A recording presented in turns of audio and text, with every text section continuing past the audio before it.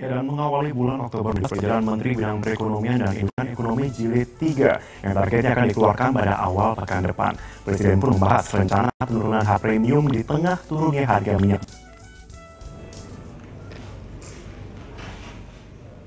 Rapat terbatas yang digelar di kantor Presiden Kamis kemarin turut dihadiri Menteri Bidang Perekonomian dan Industri, termasuk Direktur Utama Pertamina, Kepala Staf Kepresidenan, dan Sekretaris Kabinet. Presiden Joko Widodo akan menjadi pembahasan, yakni kemungkinan penurunan bunga bank, insentif jangka pendek dan menengah bagi dunia usaha, program padat karya dalam rangka penyaluran dana desa, serta perhitungan dan kemungkinan penurunan harga premium di tengah menurunnya harga minyak dunia selama beberapa bulan belakangan.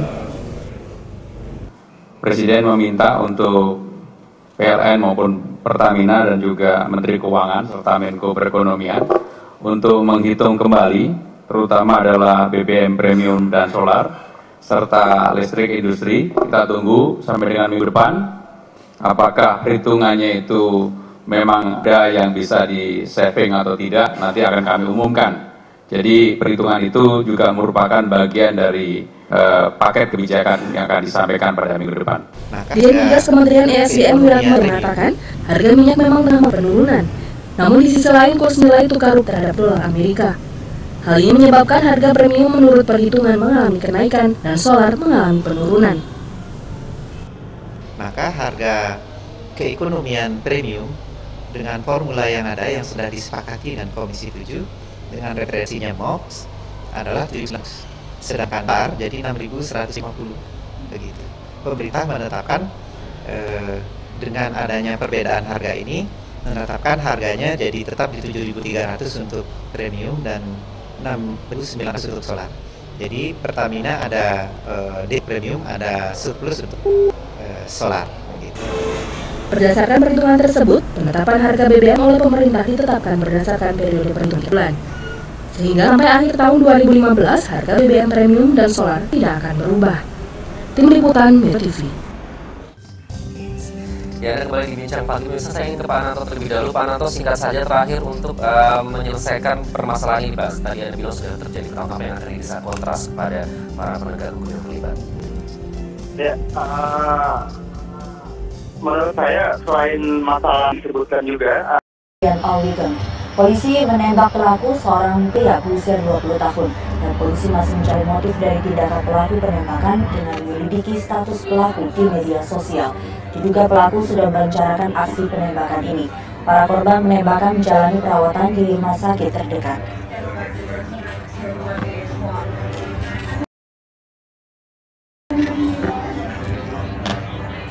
Presiden Barack Obama menyesali terjadinya lagi penembakan massal di negaranya. Obama pernah meluncurkan program pengurangan dan pengendalian senjata, namun dapat keras. Dengan kejadian kembali menegaskan pentingnya pengendalian senjata.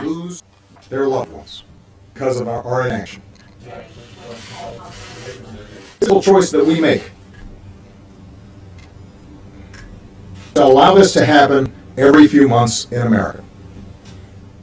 We collectively are answerable to those families who lose their loved ones because of our inaction. Di sekolah kampus di Amerika Serikat semakin tidak aman. Penembakan di Oregon ini menambah daftar kasus penembakan di lingkungan pendidikan. Lembaga pendidikan di Amerika Serikat telah menjadi lokasi penembakan. Dalam 2 tahun terakhir, beberapa nonjol terjadi di sekolah dari tingkat SMP hingga mulai dari negara bagian California, Indiana. Amerika memiliki ekonomi terbesar di dunia, yakni 88, sudah 400.000 orang tewas akibat api. Dan senjata api adalah bisnis besar yang melibatkan ratusan ribu penjual senjata resmi.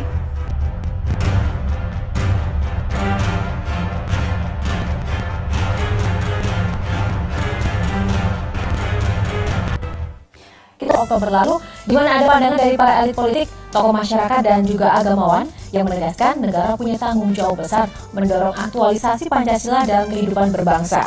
Ya, di sini juga dituangkan bahwa nilai Pancasila telah tergerogoti lantaran muncul sejumlah kasus seperti kesenjangan sosial, korupsi, radikalisme, dan juga intoleransi. Dan menurut pengajar Sekolah Tinggi Filsafat Diyarkara, Frans Magni Suseno, dan juga saat ini sejumlah tokoh lainnya juga memandang bahwa Pancasila belum benar-benar dipahami lantaran banyak kasus kekerasan yang terjadi sehingga intoleransi justru nampak. Dan diharapkan di Hari Kesaktian Pancasila kemarin itu Marvin, jangan sekedar upacara saja ya, namun juga harus ada upaya yang sungguh-sungguh untuk dapat merevitalisasi nilai-nilai Pancasila seperti kebijakan pemerintah terkait kesejahteraan ekonomi agar bisa diaplikasikan rakyat Indonesia. Dan kalau lihat 5 sila dalam Pancasila juga misalnya sekarang ketuhanan yang Maha Esa, tapi kok ya banyak gitu kan pembakaran dadah dari beberapa agama di Indonesia, kemudian kemanusiaan yang sampai juga banyak peristiwa bahwa ibu bunuh anak, anak bunuh ibu, orang tua, tetangga, semuanya, dan persatuan, banyak kerusuhan dan juga cekcok di sidang DPR misalnya, dan kerakyatan kemarin juga banyak yang mundur waktu pilkada serentak, umum juga pemilihan pendaftaran calon-calon yang hingga kemudian menyebabkan calon tunggal pun kemudian ada di pilkada saat ini masih ada nilai-nilai yang belum sepenuhnya memang diimplementasikan dan juga diaktualisasikan oleh keluarga kita. Tapi kita harus tetap optimis ya. Kita tidak boleh tergerus atau terbawa dengan arus yang pesimis atau tidak menghargai dan tidak menjunjung tinggi nilai-nilai Pancasila itu. Oke, sebagai anak muda kita juga harus bisa mengaplikasikan nilai-nilai tersebut ya. Seperti katanya tadi Pak Frans Magnisuseno juga mengatakan kalau nilai itu harus diaplikasikan tidak hanya secara seremonial saja. Nah, terkait dengan hal tersebut juga ini menjadi headline juga untuk koran Tempo. Tapi di sini juga mengangkat headline pembunuhan aktivis tambang yang terjadi beberapa waktu yang lalu, di mana Komnas HAM memastikan adanya pelanggaran HAM di sini. Ya, ini yang menjadi salah satu komisionernya, Siti Nurlaila, memastikan telah terjadi pelanggaran HAM dalam kasus tambang pasir ilegal di desa nyawa seseorang, kegiatan tambang pasir ilegal bertindak kasus masyarakat yang kemudian kehilangan mata pencaharian. Komnas HAM dianggap polisi juga laporan disebutkan juga peristiwa nahas tersebut juga saja dihindari jika ada respon cepat dari pihak kepolisian. Namun jadi pihak kepolisian juga sudah memberikan bantahannya. Di sini mengatakan kalau tudingan Komnas HAM tersebut kurang baik laporan tersebut dengan memberi pelapor maupun juga terlapor untuk membantu penyelidikan, tentunya tuntas dan juga bisa disampaikan di sini. Ya, saat itu bagian terkini dari peristiwa pembunuhan aktivis penganiayaan dan kami akan cari informasi juga pihak kepolisian akan mengutuk kekerasan yang menewaskan seorang aktivis. Bahkan pemerintah melalui Kementerian Agraria dan Tata Ruang menegaskan akan melalui aktivitas di pertambangan ilegal.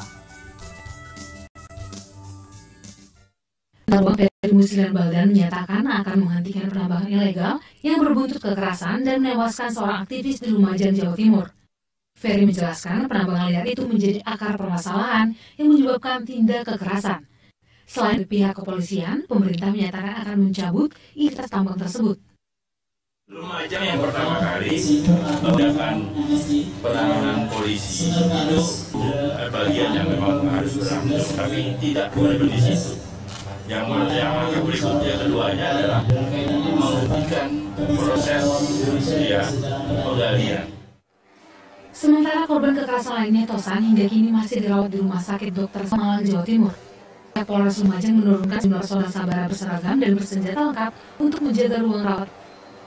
Hingga saat ini kondisi Tosan mulai membaik dan dalam proses pemulihan usai operasi. Tim dokter menganjurkan Tosan menjalani rawat inap selama sepekan ke depan. Tim Liputan Metro TV. Ya, dan mengawali bulan Oktober 2015, peserta jajaran Menteri Perekonomian dan Industri menggelar rapat terbatas membahas perumusan paket kebijakan ekonomi jilid 3 yang targetnya akan dikeluarkan pada awal dan pun membahas rencana penurunan harga premium di tengah turunnya harga minyak dunia.